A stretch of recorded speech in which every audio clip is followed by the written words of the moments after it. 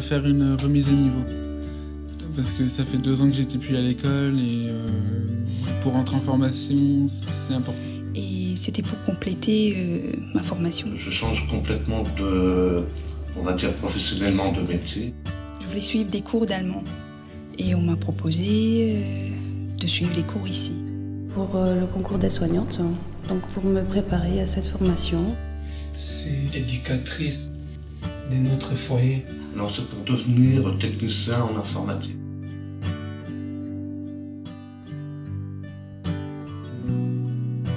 Pôle emploi et le bilan des compétences, parce que j'ai aussi fait un bilan des compétences juste avant.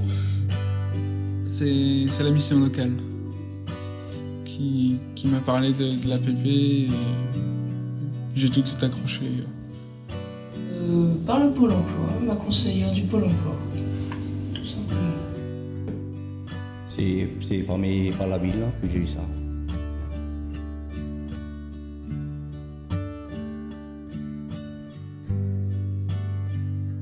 Alors j'ai eu un premier entretien où on m'a demandé ce pourquoi j'étais venue, qu'est-ce que je recherchais exactement, c'était plutôt les langues ou plutôt tout ce qui est culture numérique. Et à partir de là, on a déterminé quels étaient mes besoins. Catherine, elle nous a donné une feuille pour voir qu'est-ce qu'on a un problème en maths ou en français. C'est très bien.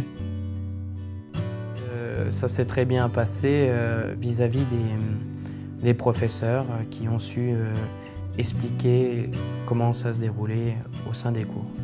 Et en fonction de ça, on a évalué le nombre d'heures dont j'aurais besoin.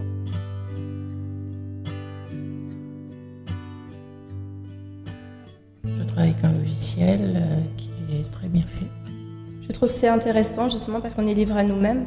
Et vraiment, si on est bloqué, on a toujours quelqu'un qui va venir nous aider à n'importe quel moment et pour n'importe quoi. Le vendredi matin, je fais du français et le vendredi après-midi, de la biologie. Le mercredi matin, de 9h à midi. Ça, c'est le jour de français que je fais. Le reste du temps, je travaille, oui. On me permet justement d'être autonome et quand j'ai des difficultés, de demander à ce qu'on me guide. Ça fait du bien de revoir certaines choses. Les formateurs sont très disponibles.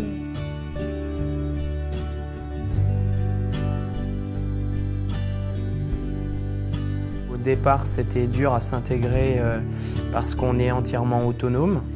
Ensuite, ça s'est mis très vite en place parce qu'il faut aussi travailler chez soi.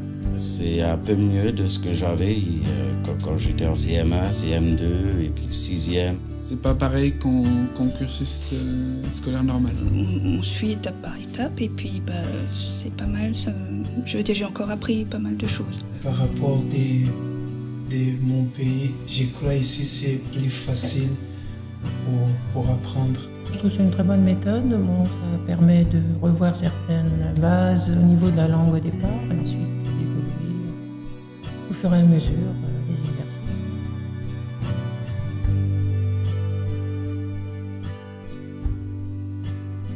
Soigneur équidé, dans une formation en alternance. Trouver un travail en tant que secrétaire. Tout dépendra comment je progresse avec mon français. Je cherche encore un patron pour le pâtisserie. Je m'intéresse à la plomberie et au chauffage climatique. Je rentrais en formation AFPA, technicien d'études du bâtiment, option dessin de projet. Je refais une formation derrière. Je passe le concours d'aide-soignante le 29 août, enfin l'écrit. Je recherche un emploi, je veux travailler maintenant. Je vais postuler sur des emplois bilingues, voire trilingues.